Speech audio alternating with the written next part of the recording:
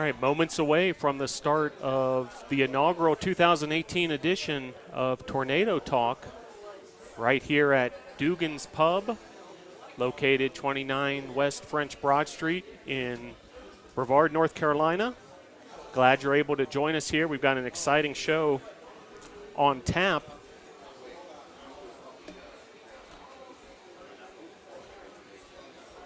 Lot to review from the world of Brevard College athletics.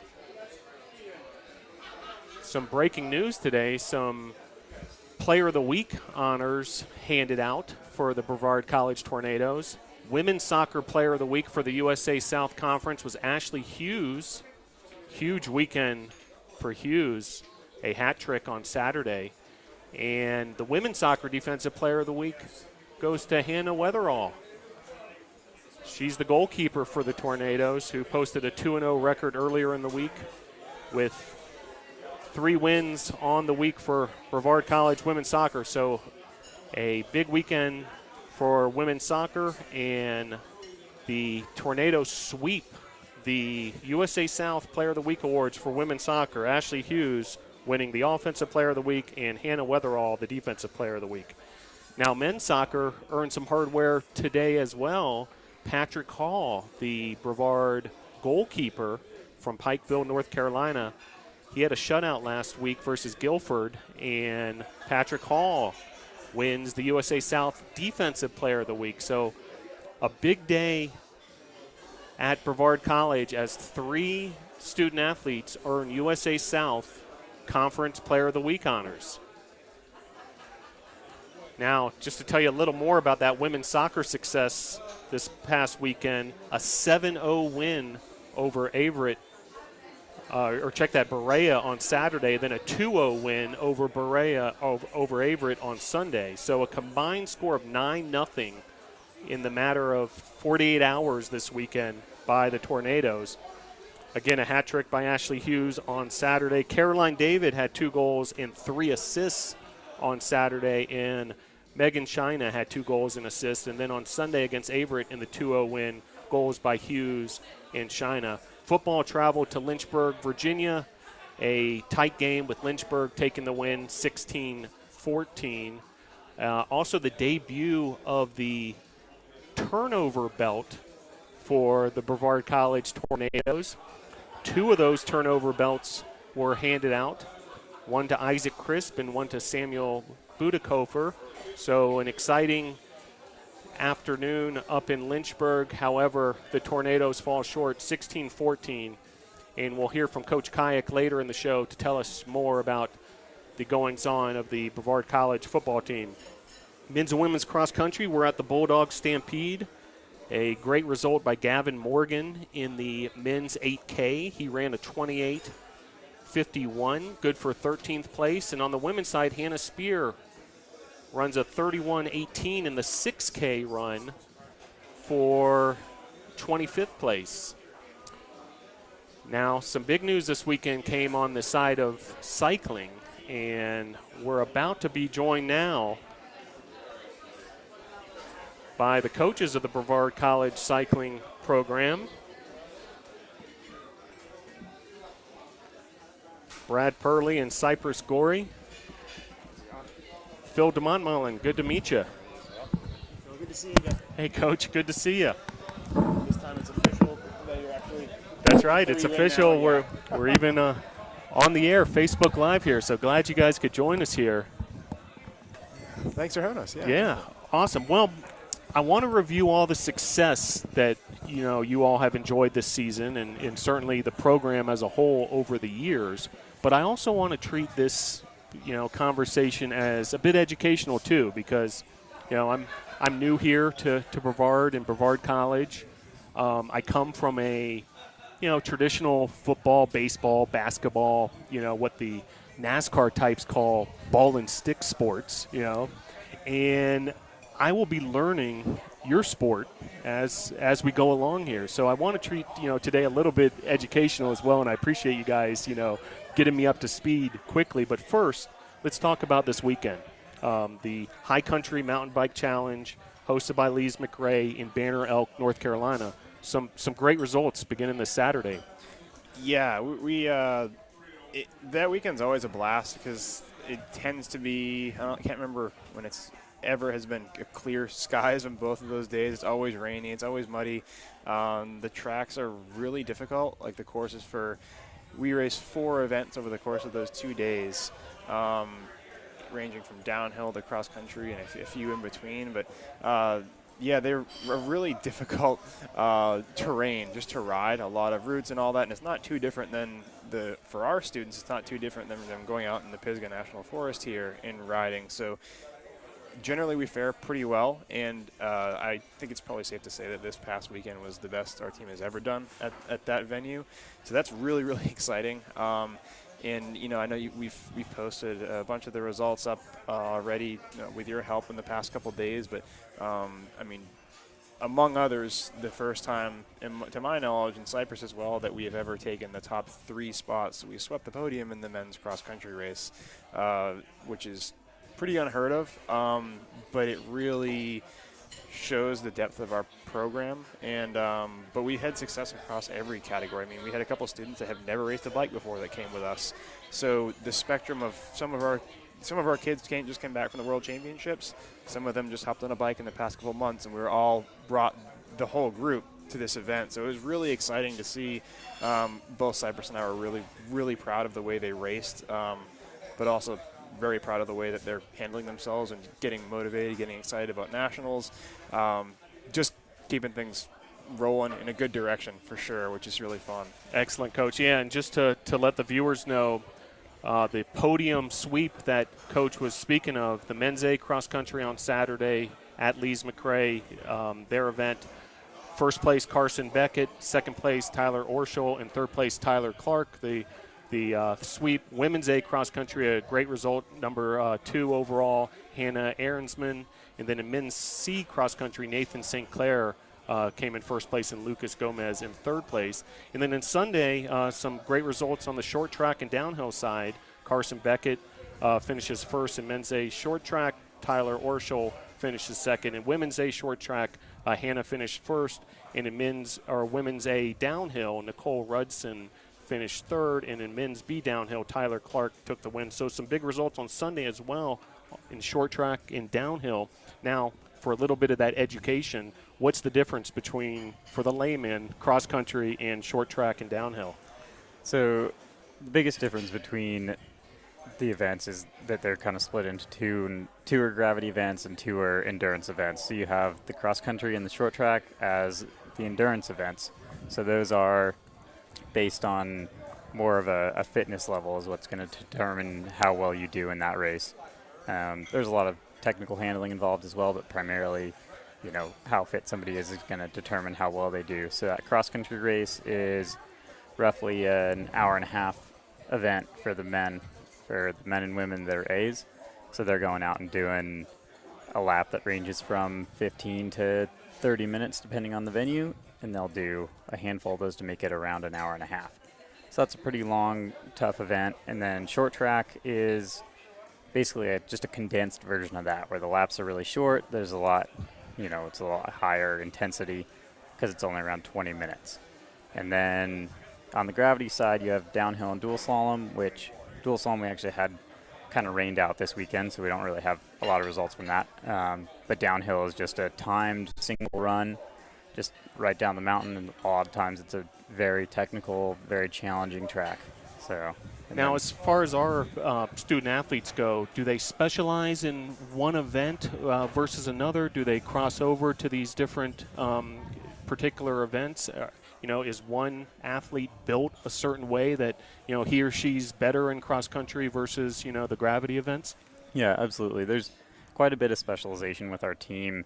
And you said it basically, there's the endurance events that people will specialize in, and then the gravity events that they'll specialize in. And we do have a fair number that will cross over and do both and do pretty well in both. And then that kind of all feeds into what they call the omnium, which is a combination of all the events together. Sort of like a decathlon type, total score across all the events? Yeah, and that's actually when you mentioned Tyler's name on there, Orschel. He is currently leading the entire conference, so pretty much all the Southeast 35 schools represented roughly total. He's leading the men's omnium. So like Cypress said, that encompasses everything. So that's gravity events, cross country. That's pretty neat, especially when you consider that we didn't go to the first conference meet this year. So that being said, he's had some pretty stellar results already. So that's exciting, and that's why in some of the photos and the press releases we've had, he's wearing his bright yellow conference leaders jersey. And so we're definitely looking to have him hold on to that, hopefully, for the rest of the season. So the yellow jersey, just like we would see in the Tour de France, with the leader from one stage to the next. It is, yep. Very good. Now, just to wrap up the event up at Banner Elk, you competed collegiately at Lees McRae. Is it the same course from the days that you competed up there? Very, very, very similar. Yeah, and actually those tracks we built when I was there, and then Cypress had a chance to race them for a number of years too. So it's nice because we can, those students that we have that haven't been there, which this year the majority had never been there, we were able to prep them quite a bit, and then it's nice when they come back from their warm-ups, when they come back from races, and we can chat about it. We can actually coach them, even though we're not able to be out there and ride with them on that particular day, where we know exactly what they're talking about, where the spots are important to have focus, and it helps from a coaching standpoint a whole lot because we're able to give a lot better feedback, we feel that way. But yeah, it helps. It's pretty much the same as when I was there, basically, yeah. Excellent. Now, a couple weeks prior, Brevard College hosted its own event, at the Reeb Ranch here in Brevard, North Carolina. Tell me a little bit about Reeb Ranch, that course, and also how we fared there. It was, this is the second year now we've had it hosted at the ranch. That property is owned by the Oscar Blues Brewery in town. So it's really nice because they are already very heavily invested into the cycling scene here. That's why they moved one of their locations to this particular area. So we were able to capitalize on that a little bit, and we've been working with some great folks at the ranch.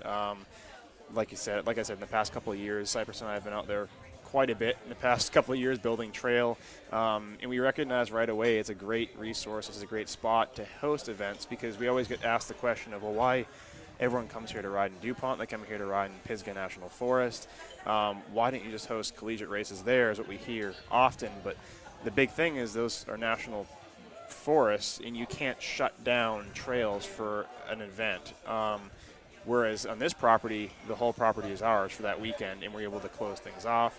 We're putting up race tape and creating the courses, closing them off basically the week prior. So it really is the perfect scenario for us. As far as this year, the students performed very, very well.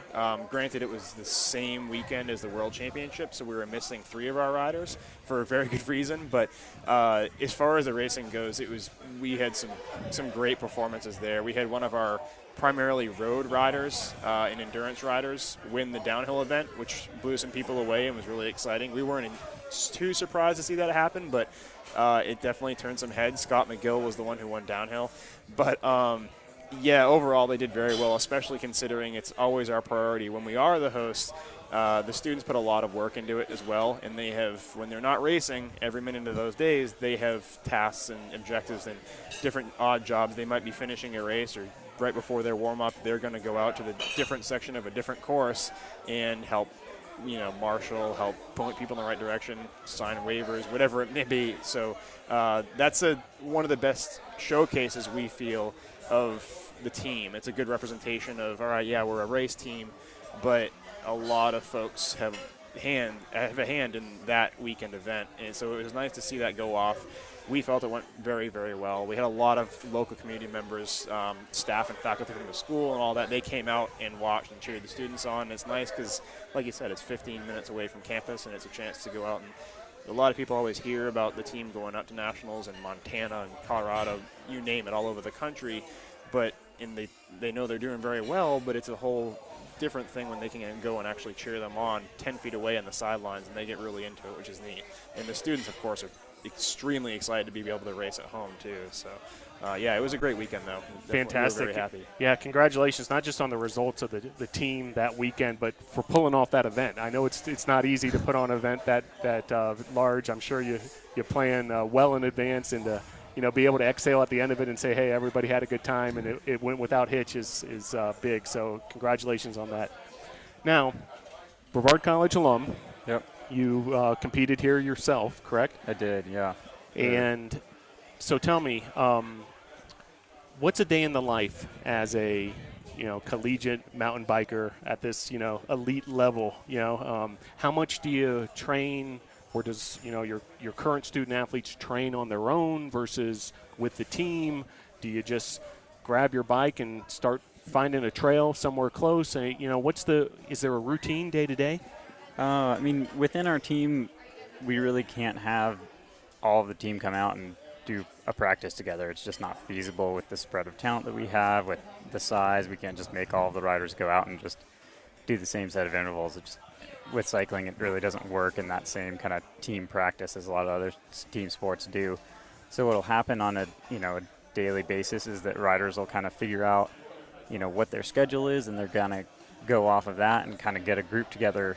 It's going to be maybe 2, maybe 5 riders, and they'll probably go out and either go do a good road ride with some intervals or go out and find some good trails to ride on. So they're going to go out and kind of self-assess a little bit, what their needs are, week to week, kind of what they need to train for, and they're going to do that, in small groups. So they're training as a team, but not as an entire team together. And, like Brad kind of mentioned before, we also have that ability to go out there and ride with them too, which is, a great asset for the team to be able to have the coaches riding alongside them. So, outstanding. Now, you mentioned the World Championships, and huge accolades for 3 of our student athletes to head all the way to Switzerland and compete in the World Championships. Carson Beckett, Nathan St. Clair, and Tyler Clark.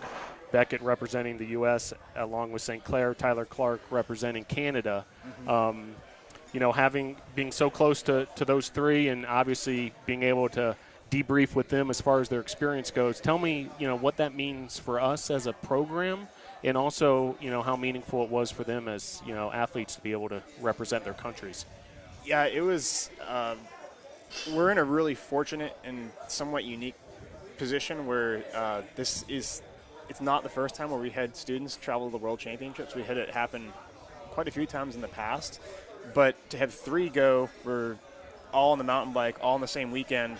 2 of them are brand new students, and it was neat to kind of, like you mentioned, to throw in Tyler was representing Canada, which is pretty neat too. It's a huge thing for the program to be able to send them over and support them, and to have them come back with that experience gained to share with the rest of the team. I know that all of the students were following their results and races and just their trip in general very closely because they're really excited about it, because a lot of them, if they haven't already been to World Championships, that's the ultimate goal for an under 23-year-old athlete in cycling, essentially, is to be able to make that World Championship squad, because it's, you have to be at the top of the sport to do that. But yeah, we were extremely proud of them. The selection of those teams for those 3, of course, didn't come as a surprise to us. We knew that was definitely going to be an option, and the one downside was just that they had to miss some collegiate racing, and they missed some school, of course, too. Fortunately, they all worked through that very, very well, and the staff and faculty have been fantastic in supporting that, because they realize that they're over there representing their country, but they're also heavily representing Brevard College too. And we're not aware of another collegiate program that has sent 3 riders over to the same. I mean, even when you include, especially back in January, which wasn't that long ago, Hannah Arnsman went to the Cyclocross World Championship. So within the past 12 months, less than that, to have 4 of them go over, it just kind of keeps the ball rolling, and it brings a lot of good press and good attention and excitement, honestly, to the team. Those 3, unfortunately, it's just kind of their personality a little bit, just of the elite athlete. They're never going to be quite satisfied. But they were a little bit frustrated, I think, with some of the things, whether it's crashes, mechanicals.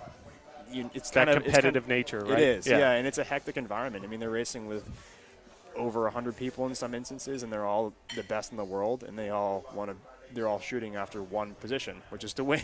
So a lot of things happen, but we were really proud of their efforts and the way they raced, and to be able to have them come back and share it with the team. You could see all 3 of them to really acknowledge the fact and understood that it was, hey, this is pretty neat. I wasn't over there for just myself, or even really just for USA Cycling or Canadian Cycling. It was over there for Brevard College, and they come back, and now to see how excited they are to come back and race a local collegiate race is on par with them going to the World Championships. I mean, they were all buzzing to go race this past weekend because it was their first collegiate race. So that's pretty neat. You know, it's really exciting for us. Yeah, outstanding. Now, back to the educational portion of the program. You know, we're in mountain biking season, which runs through October 21st with the national championships in Missoula, Montana. Is that in that site in Montana? Is it an annual thing that they have it every year there, or does the national championships rotate around the country? It's a little bit of a rotation, so it was there last year, but it'll be there this year as well. They typically do a 2-year rotation for the mountain bike national championship, and that'll change. So road and cross have kind of started to go on a single year rotation, so that'll be much closer to us this year than it was last year, being in Atlanta or being in Georgia instead of out in Colorado, which is nice. And then cyclocross is the same way with just a single year place-to-place rotation. Perfect segue, because I wanted to ask you about cyclocross. For the layman, what is cyclocross? And that season runs basically in the winter, am I correct? Yep. Yeah, so cyclocross season in general is kind of starting now and then will end in end of December, and then collegiate is just a little bit abbreviated as it'll start just after our mountain bike national championship, basically. And cyclocross is basically you're on a bike that's similar to a road bike with a little more clearance, a little knobbier tires, and you're out there riding oftentimes because of the time of the year in mud and rain, and it's a really, kind of sloppy, muddy experience, but it's kind of a similar to cross-country racing in a sense, where you're doing a bunch of laps, and it's a shorter kind of lap, but it's more like in a park or an undeveloped area, so the spectating is really easy for that, and a lot of times you have to get off to run a section because there's barriers or stairs or something that you're not going to be able to ride. It's just kind of a part of that sport that kind of puts it in its own niche a little bit. Outstanding. Now, the third discipline is road racing, correct? And so that season collegiately runs in the spring? Yes. Yeah, exactly. And those are long road races, similar, to, what the professionals do, in Europe and throughout the U.S.? It depends a little bit. Generally, sort of like how in mountain bike season we have the cross-country race, which is the longer, more endurance event, and then we have short track, which is shorter, of course. In the road, we have the road races, and then they can be 40 to 80 miles generally, and anywhere in that range. Could be flat, could be extremely mountainous. And then on the other side, usually to complement on the Sunday following, is the criterium, which is very similar to a short track on the road. It's just a super short loop, generally in a pretty populated area where it's really easy to spectate, really fast, high-action pace racing. So those are the two events, road races and the criteriums, make up a collegiate weekend for the most part. And for us here at Brevard College, is the roster different for the road racing portion? I would imagine that's quite a bit different than mountain biking, and it requires a whole different training regimen year-round and a different, maybe even body type. It is, yeah, that's definitely true. I mean, it's a lot of different demands on mentally and physically, for sure. So we have, like Cypress mentioned, we have students that will focus and really specialize in one of those areas generally. They might dabble in the other, but generally they come here with one particular goal in mind. They really want to get ready for the spring racing or vice versa. And then cyclocross tends to be a little bit, like Cypress said as well, is kind of the hybrid between them. So we have a lot of that tends to be the easiest transition. Say if you're a mountain biker that wants to try on the road, they'll generally kind of jump into some cyclocross races and vice versa too. But it's interesting, and it's very different once again from the more traditional sports, whereas students are competing and we're racing the entire school year essentially, with the exception about maybe the month of January is sort of our off season. But the students are very busy, and as you can imagine, every single discipline, every race, with that comes all the preparation that starts way, way before that. So, yeah, there's just not enough time and energy, mental power, and you name it, to do everything super well. But a lot of them, it's surprising, a lot of them will do quite a few of the events throughout the year just because they fall in love with traveling with the team and being part of that environment, which is neat. Sometimes we have to hold them back a little bit because we don't want them to go too much, but yeah. Fantastic. Well, I want to thank you both for joining us tonight on Tornado Talk. Look forward to having you on the show again soon, and look forward to following you all season long. This is exciting, and I know the whole Brevard College community is very proud of what you all have accomplished already, but I know even bigger things are to come. I'm sure there's an eye on that National Championships event, October 19th through 21st in Missoula, Montana. Big bullseye on that one. And next up for you all is the Union College Mad Dog MTPB race in Barberville, Kentucky, correct? Yep. That's this weekend, yeah. When you head into an event at, someplace like that, do you scout at all? Do you kind of, try to get a handle on it before you head out there? Or? If possible, yeah. And it helps because a lot of these locations, Union included, we've been to before. So a lot of the students have some knowledge of that local terrain, and they'll share it with the others and us as well. But as much as possible, but in some ways it's sort of going in blind a little bit. I mean, because we maybe sometimes you get a chance to ride it Friday evening if we get there in time with the students can go check it out. But for the most part, yeah, it's kind of home course, home field advantage is a pretty big deal generally in cycling because there's just too much travel and too many logistics to get it. Yeah. Yep. So we'll take that rebranch every year, exactly. For the home field advantage. Yeah. Well, Coach, thanks a lot.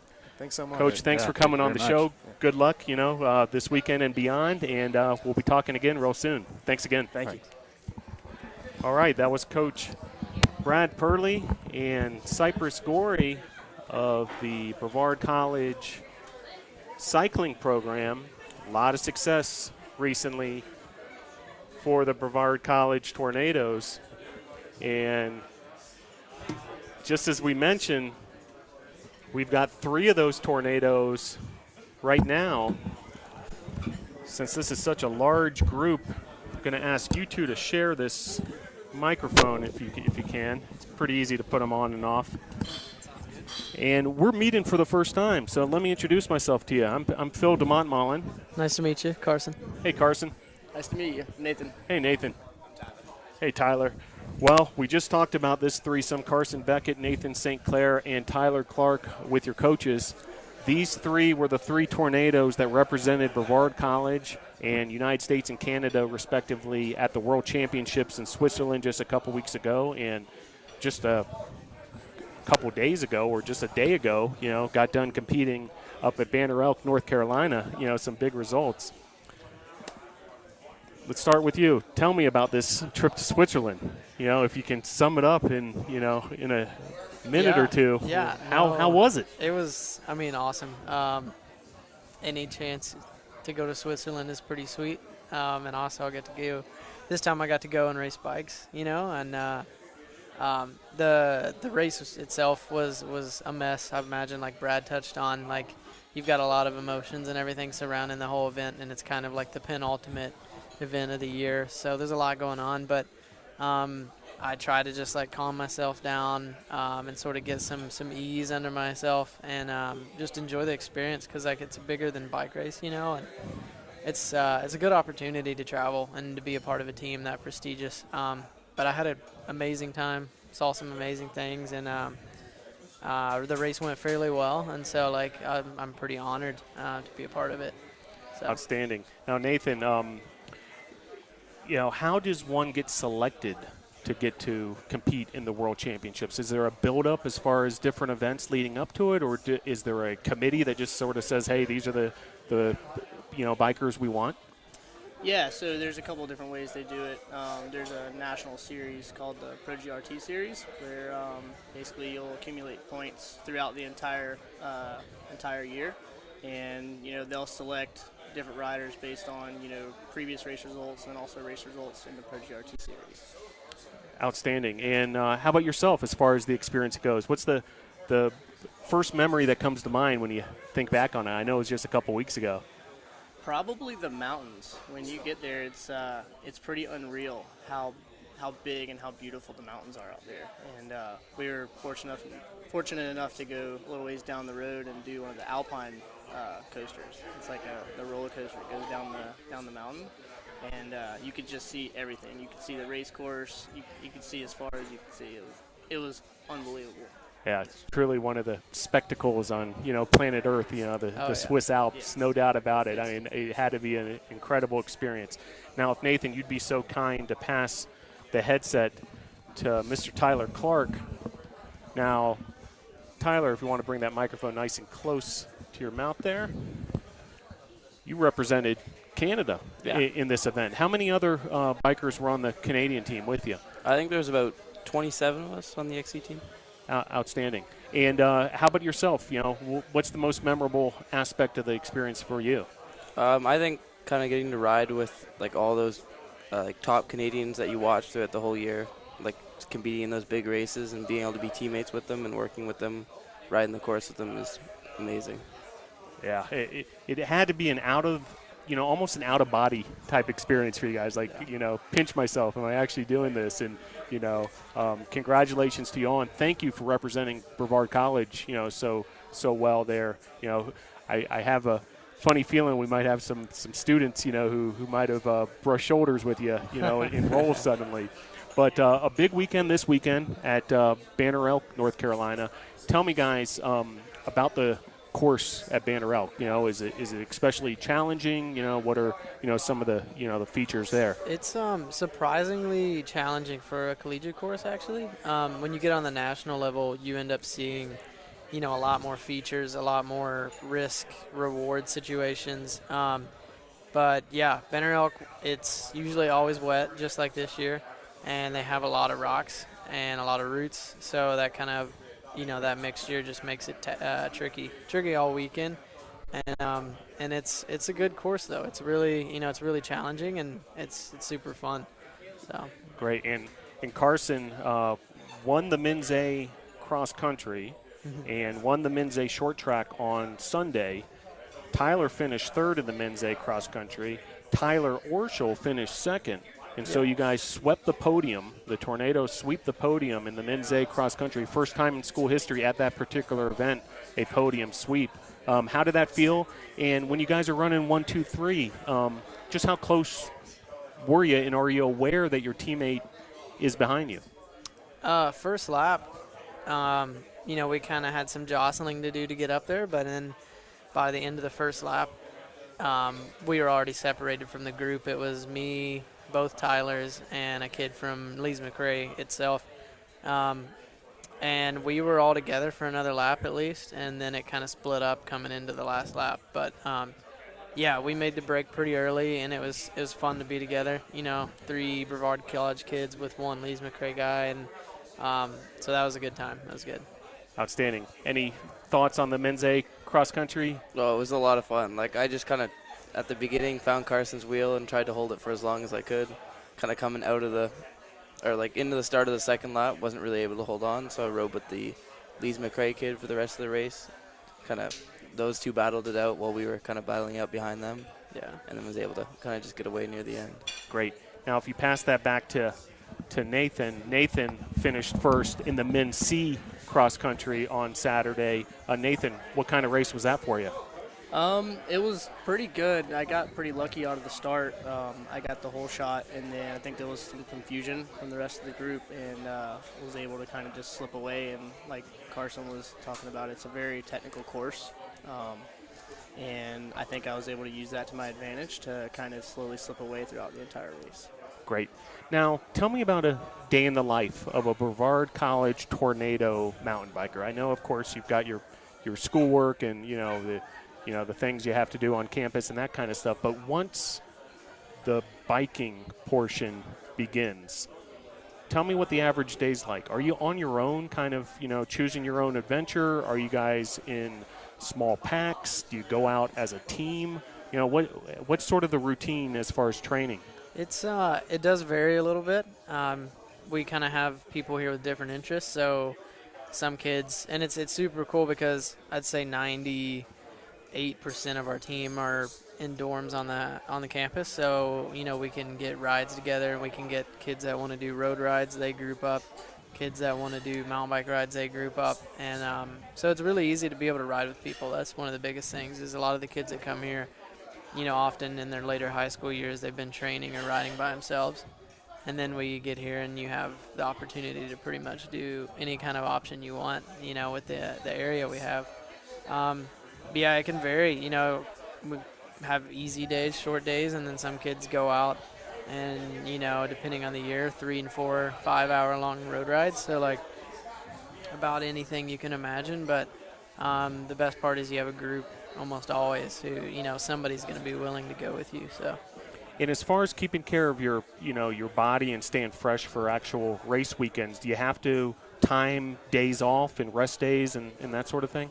Yeah, absolutely. You definitely want to give yourself a day or 2 days before the race, or at least I do, to kind of let my body, get backed up so I can be at full potential by the weekend. And lots of rolling out, making sure the muscles are loose and whatnot. And it's like a lot of working out throughout the week, preparing for the events. Great. Any final thoughts, fellas? Something I didn't ask you that's on your mind, or somebody you want to give a shout out to on Facebook Live? I don't know. I don't know. Glad you had us on here and appreciate that. And, Brad and Cypress do a ton of work for us at the school, and it's an honor to be a part of their program and to kind of get to have the three of us in the same year go to Switzerland and represent. So it's an honor, and, excited for the year. Yeah, no doubt. And, right back at it this weekend in Barberville, Kentucky, right? Mm-hmm. Yes, sir. It's gonna be a good race. I think we can expect a lot of the same results. We've all been training really hard and putting all the work in, so should be another good weekend.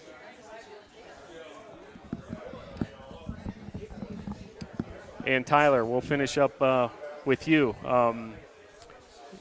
Freshman here at Brevard College. You're just about a month into, the experience here. Sum up, your experience here at Brevard College, and how do you like it so far? Oh, it's been amazing. Getting the chance to be on the awesome team that we have here, and going to school with most of the guys is pretty sweet. And we can just kind of plan rides whenever and get to go out with them, explore all the new trails here. It's awesome. Yeah, so it sounds like just the ultimate place to go to college if you guys are in your sport. I'm excited to be here as well and to continue to learn more about you guys. I told your coaches this is all brand new to me. I just started working here at Brevard College 10 days ago. I come from a football, baseball, basketball background. Yeah.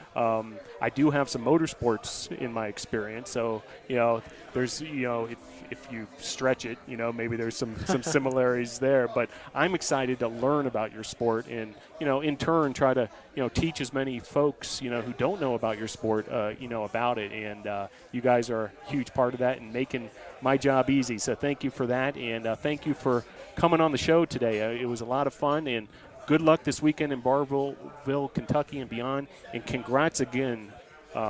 A huge honor to represent your country at the World Championships. Thank you for representing Brevard College, so well there. And best of luck moving forward, gentlemen. Thank you. Thank you very much. A bunch. Thanks, guys. Thank you.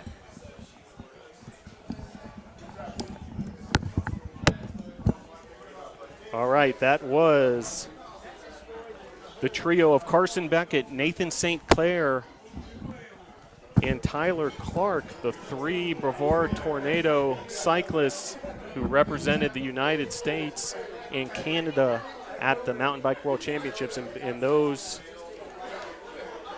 three student athletes have enjoyed a lot of success representing Brevard College. Pleased to be joined now by head football coach Bill Kyatt. Coach, good to see you. Great seeing you again. Yeah, outstanding. Appreciate you coming on the show. Appreciate we'll try to get you here on every week and yes, recap what's going on with Brevard College Tornado football. And, if we can, rewind a couple weeks and, start with the season opener at Davidson. NCAA Division I FCS school, second straight year Brevard has played at against Davidson. 2 lightning delays in the game, which, created, I'm sure, some challenges, no doubt, as far as keeping the guys fresh and so forth. Ultimately, a 34-13 loss, but a big second half where the Tornadoes outscored Davidson 13-0, shutting out Davidson in the second half. What did, what were your takeaways from the Davidson game, and, what were the positives coming out of that one? Well, certainly challenges are always presented when you're going against a triple option team. So if you're not well disciplined and coached on what to expect from that style of offense, you can get blown out. And if you take a look at what they did to Guilford, you can see that. Yep. 91 points and things of that nature. So, again, extremely proud of how the defense played, the way they were able to shut down. But, again, it just takes a mental error or two, and there's where those big plays come. And you eliminate those few big plays, and the score's a lot different. So, again, we were able to make the adjustments at the half and take away all those opportunities for big plays. And then, again, the offense, we made a change at quarterback just for what we were seeing defensively.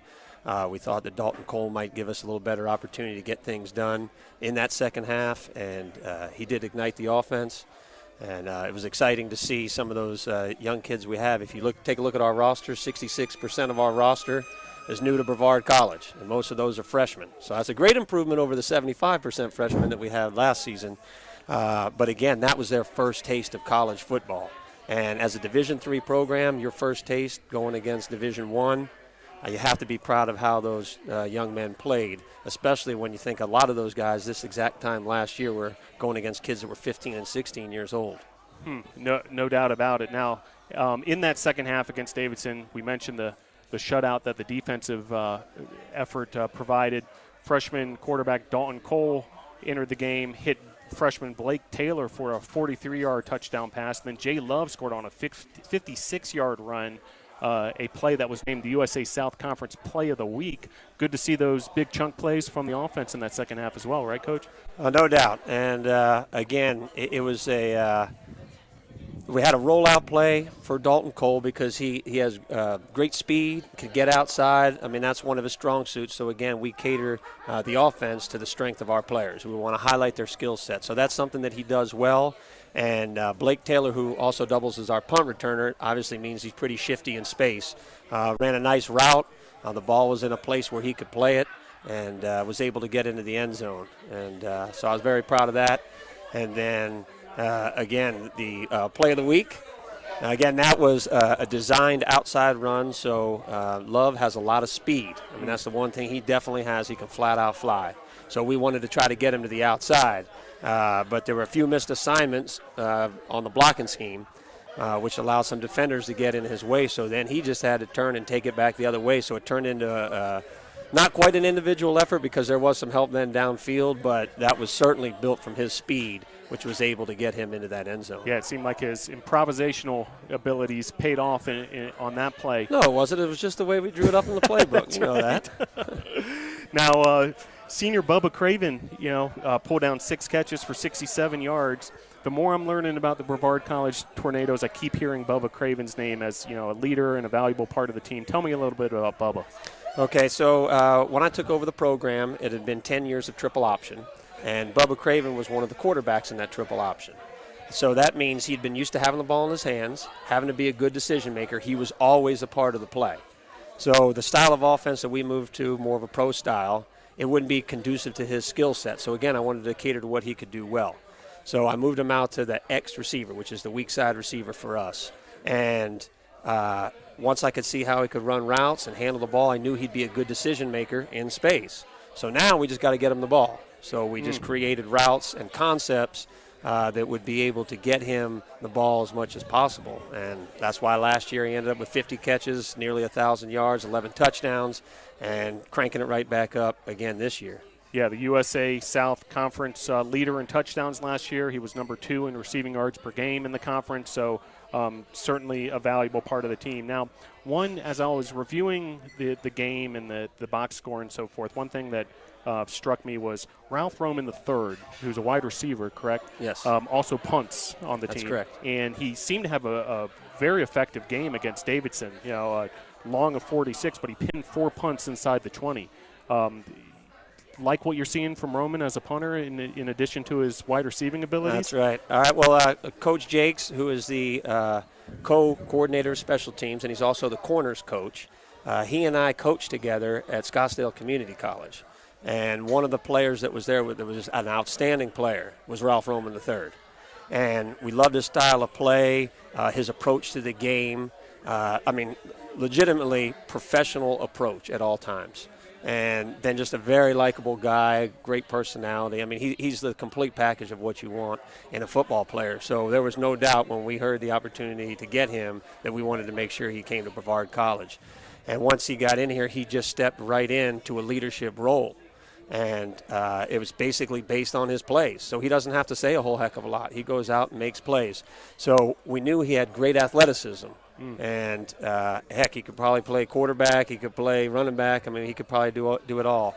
But we knew that he could kick, so we put him back there. And, again, you're talking about somebody that, having been in the community college ranks, has played against guys that had ended up at LSU, Alabama, Texas, Michigan. So, there's no threat, there's no fear, going out there against the competition. So, again, in that position, knew he'd be calm under pressure, be able to do the things that we needed him to do. So, again, outstanding effort, tremendous all the way around. Yeah, and when you can pin the opponent back inside the 20, it certainly, allows you to do more things defensively in terms of, keeping that pressure on the opposing offense. No doubt. Exactly. And, field position is such a critical part of the game. And, everybody always wants to talk about offense, defense, offense, defense, offense, defense. Everything's offense, defense. But for us, we stress special teams as number one. So when we start off in training camp, the first 4 days are all dedicated to special teams. And then we let all of our players know that if you want to see any time at your position, whether that be linebacker, running back, safety, anything, you have to make the first or second depth chart on one of the core fours, which would be punt return, kickoff return. If you can't make it on special teams, we don't have time to put you in the game. Outstanding. Now, to put a bow on the season opener at Davidson, that defense forced 2 fumbles, which is great news. And also on the defensive end, as we mentioned, the second half shutout, Wesley Ross with 7 tackles, Sam Budikofer with big numbers as well. Talk about those two as far as their, impact on the defense. Okay, so Sam Budikofer has taken over for Jason Naratka, his role, and racked up a lot of tackles. Jason Naratka, a big part of what Brevard College had done over the years. So those are some big shoes to fill for Sam.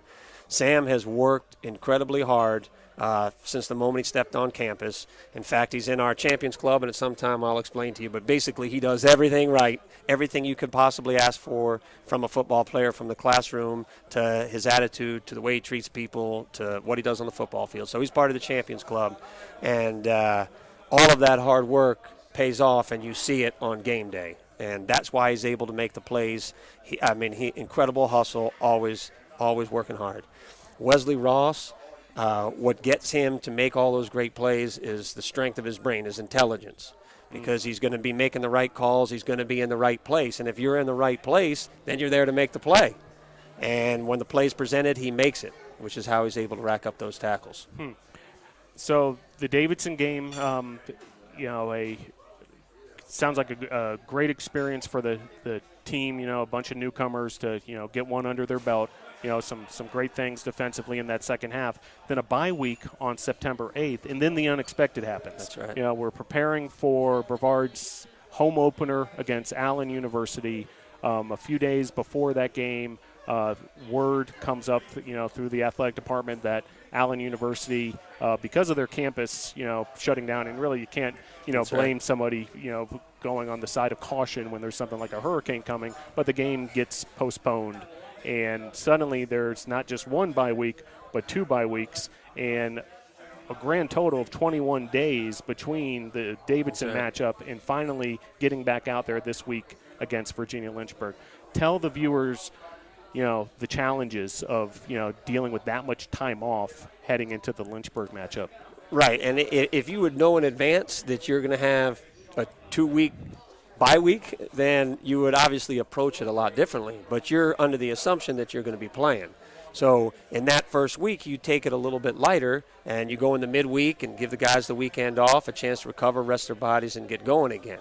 So, again, when you're sitting there hitting your teammate for 21 straight days, that gets difficult after a while. And, you're just itching to get a chance to go against an opponent. So the biggest thing was to get these guys to understand that we have to grow during this time.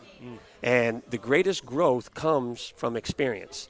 game experience. So while others are playing, we're still practicing. And you can ask any player at any position, nothing you do during practice can simulate what you see in a game. So our growth wasn't what we needed it to be by the time we were playing Virginia Lynchburg, because we really, really needed to play Allen for a lot of these guys to gain even more experience, especially now that we're going back to more traditional offense and more traditional look. So it's different things for our defense. And, again, it's a whole other set of speed out on that field. And that was something that we just weren't able to simulate. And we did the best we could, so what we tried to do a lot more because we had that time was, rather than use a more traditional scout team and those looks, we were using R1s, meaning like our first group that would go out on offense would try to simulate the plays of the opponent going against our one defense. And then we would try to use our one defense to go out there and simulate the fronts and coverages that we'd see. So, and that's not typical during a week. It was something we had to do last year just because we didn't have enough bodies to do so. But it was an approach that we used this year to try to get as close as we could to the game speed. But again, you're not going to be able to get those experiences without the actual playing time. So for us, that was the biggest obstacle to overcome, was we just couldn't get to where we wanted to be by the time we were playing Virginia Lynchburg.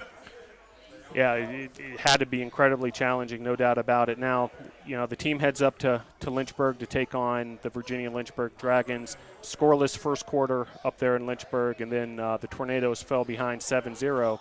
And then the momentum started to shift a little bit later in that second quarter with what I think, has certainly injected a lot of excitement into the program. The first appearance of the turnover title belt in the second quarter, an interception by Isaac Crisp. Before we break down the Virginia Lynchburg game a little more, whose idea was the turnover title belt, and is that indeed working as a motivating factor for that defense? Oh, no doubt. And so I have so many members on the staff with great experience. That's why I hired the guys. And I think, from your time sitting in on our staff meeting, that they have all incredible ideas because of the strength of background in the coaches that I have.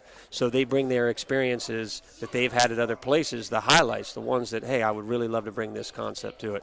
And Coach Jaron Gavea has brought some incredible things from Virginia Tech, his time there. And that's why we press the special team so much, because anybody that follows enough college football would know Virginia Tech and their history. Sure, Frank Beamer invented so much of that. Exactly. So, again, any weakest link to their game was the special team, but most specifically their punt team, because they just didn't have the long snapper to get the job done probably as well as they would like to have. So we wanted to try to take advantage of that. And, again, Coach Jaron Gavea, who I mentioned earlier from Virginia Tech, he's in charge of our punt block team. So I asked him, I said, can you get this one? He told me, yes, Coach, I can get it. I promise you that. And he even mentioned Jaquan George. That was the name he threw out. He said he's going to get it. So he called that no different than Babe Ruth pointing to the stand saying, I'm going to hit this one right out of the park. And he let me know what was going to happen. I said, let's do it. So, again, they weren't able to get the first down on third down, force the punt, get the block. Now, Jamiro Parks is probably the fastest guy on our team outside, and see those two guys battle it out. So how he didn't score, I don't know. But we ended up on the 3-yard line, which, again, incredible field position. 11 out of our 14 drives on offense started on the plus side of the field. So that obviously was the closest. So 3 yards out. And, again, first play, we ran a play, and, Ryan and Bubba worked a little thing on their own. Backside didn't work out for us. But, again, we threw the pass because with no timeouts, we wanted to make sure if we didn't get a completion that we'd had time to run another play. And, again, this was a play that we've been working on since the 9th of August. And but most of the time it's to the right. This time it happened to be the left. But we had the correct personnel in there to get it done. And sure enough, it was the patience by Ryan Jordan to let it develop. Because if you rush that play, you can make a mistake on the choice. So he, with the patience and allowing it to develop, he was able to make the throw to Blake, and Blake finding a great window. He's just so good at that. He's so good at that, finds a window. And so his first time playing college football, he scores a touchdown. And his second game playing college football, he scores a touchdown. So he's off to a heck of a start. No doubt about it. 7-7 at halftime. Then we saw another appearance by the turnover title belt as Samuel Budakofer got a fumble recovery. There's been between the Davidson game and Virginia Lynchburg, some some good action in terms of recovering fumbles too. Is that, I'm sure, something you guys work on quite a bit? No doubt. And wonderful job with the turnovers. The next step then is for the offense to be able to do more with what the defense is setting them up for. Right, those points off turnovers. That's correct. Sometimes elusive for teams throughout the country. Lynchburg scored a touchdown, went ahead 16-7, and then Brevard scored a touchdown. Ralph Roman III catching his first career touchdown reception to cut the deficit to 16-14, but that was the final score, 16-14. Final takeaways from the Virginia-Lynchburg game.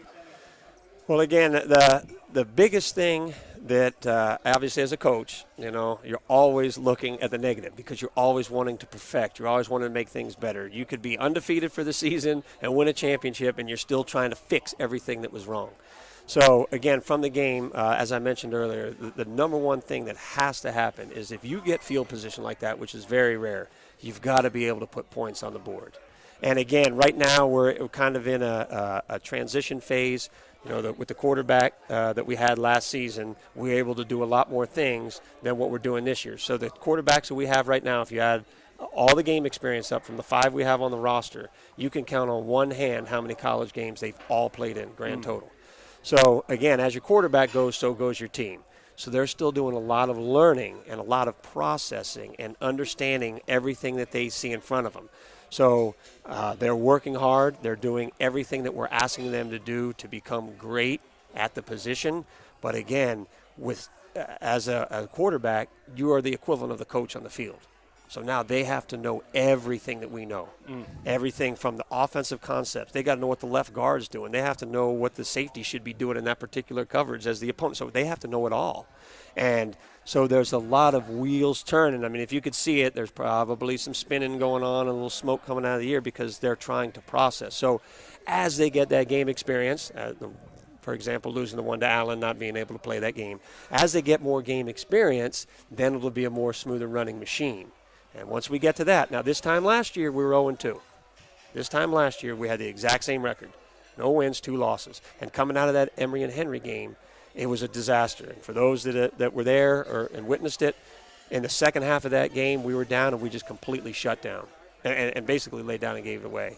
And from that moment on we became a new team. Second half of the year, winning record. We had a winning record on the road, first time in the history of Brevard College football to have a team with a winning record on the road. And, again, so we try to carry all those things over, to this year. So now, start off 0-2.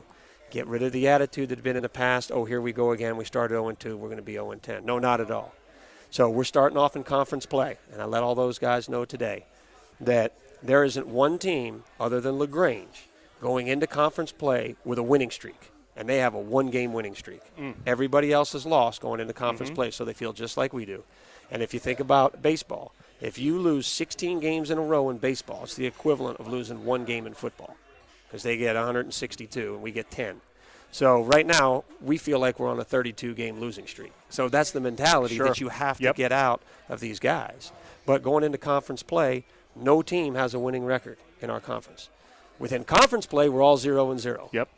And then outside of conference play, you got 2 teams at 1-1, 2 at 1-2, and everybody else, the other 4, 0-2.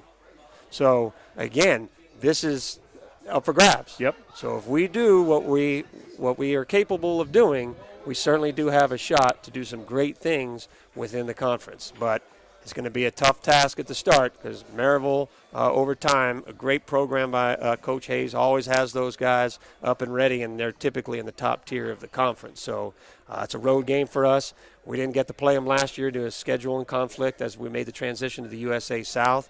So, again, we haven't experienced that atmosphere. But hopefully we'll take a cue from what we did on the road last year and play pretty well. Yeah. Well, best of luck this weekend at Maryville. That's a 2 p.m. kickoff in Tennessee. And then October 6th, the home opener will finally come. Brevard, 2 months from when we started practice. We'll get this in one way or the other. Brevard versus Methodist at 1 p.m. right here in Brevard.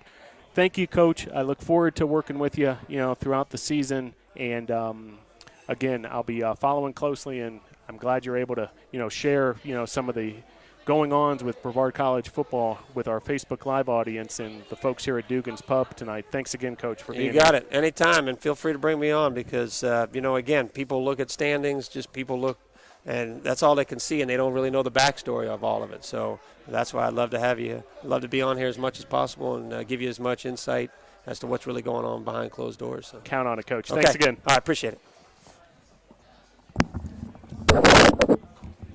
All right, that was Coach Bill Kyatt of Brevard College football. And do want to thank all of our sponsors, Arby's, Zaxby's, Holiday Inn Express, Hampton Inn, Ingalls, Mission Sports Medicine, Comporium, Pepsi, and last but certainly not least, our host tonight, Dugan's Pub, right here at 29 West French Broad Street in Brevard.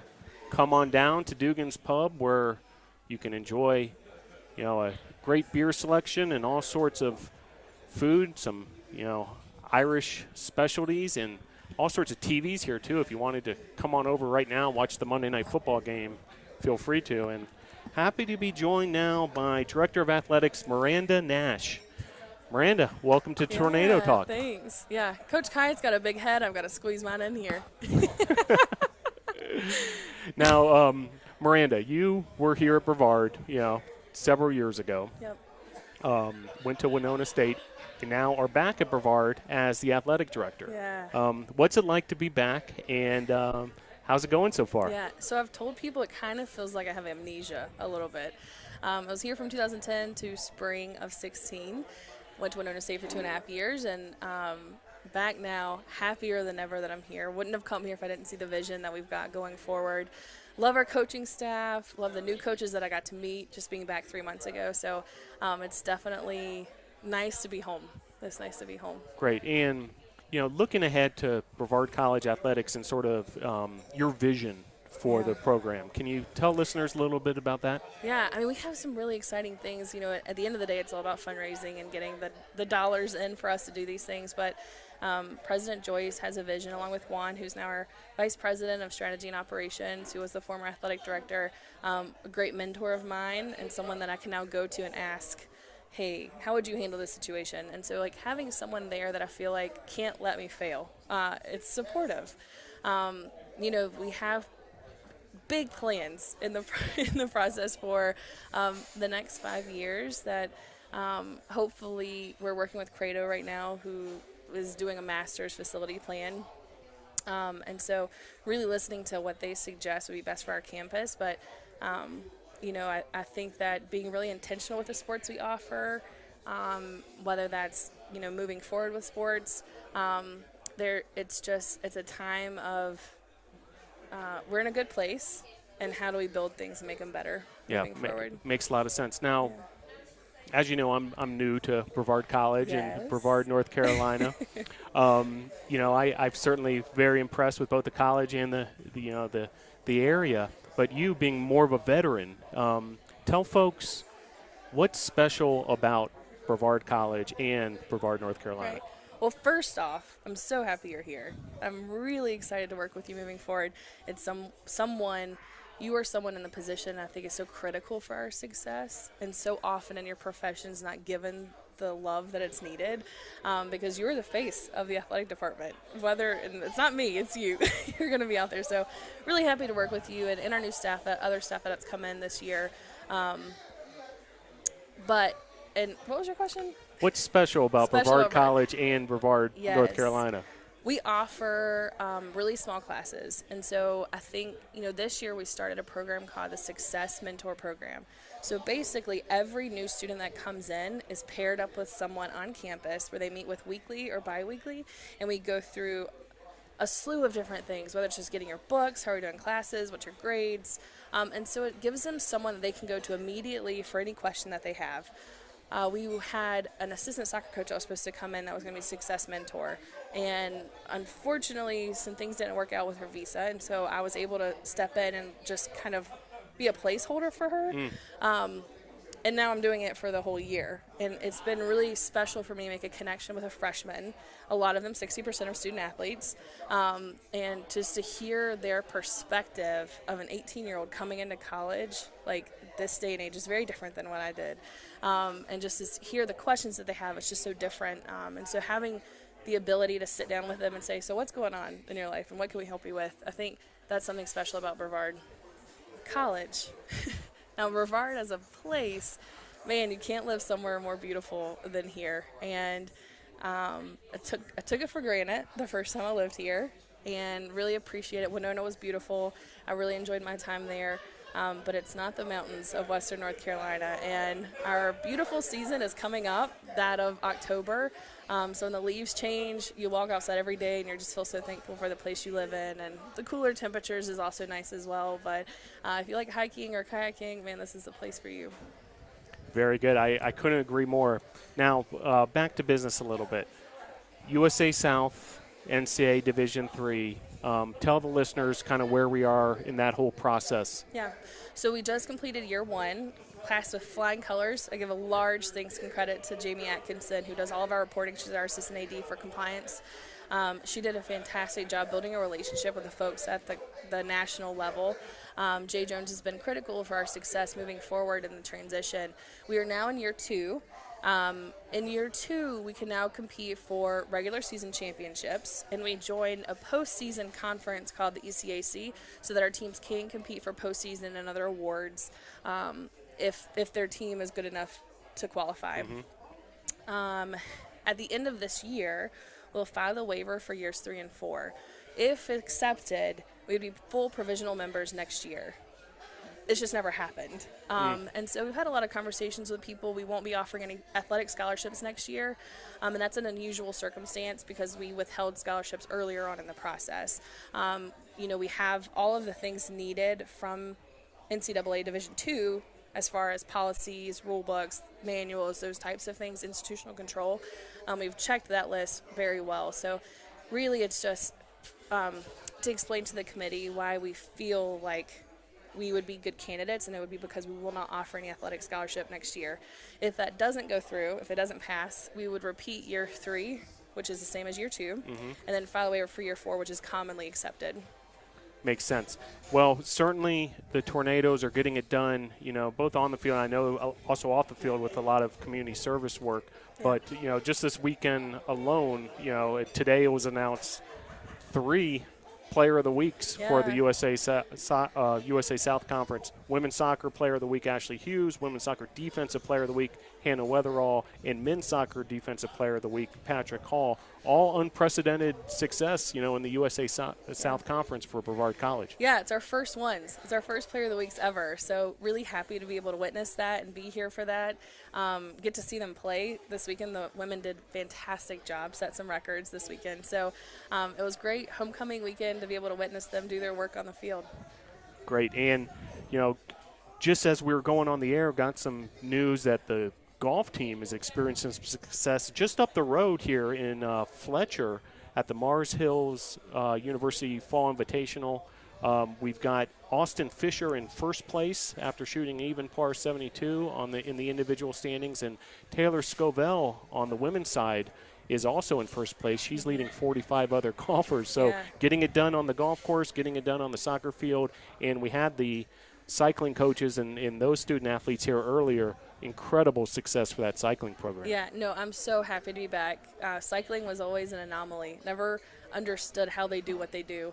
And so I'm so happy to be back. They'll be in Division I for the USA Cycling, and having a lot of success and seeing them just grow year after year. It's been really exciting, and I hope to be a part of that growth going forward. And the other fall sports, of course, volleyball, they're in action. Check out bctornadoes.com for their upcoming games, along with the men's soccer team. Cross country in action had some good results this weekend as well. And, of course, football, gearing up for that home opener.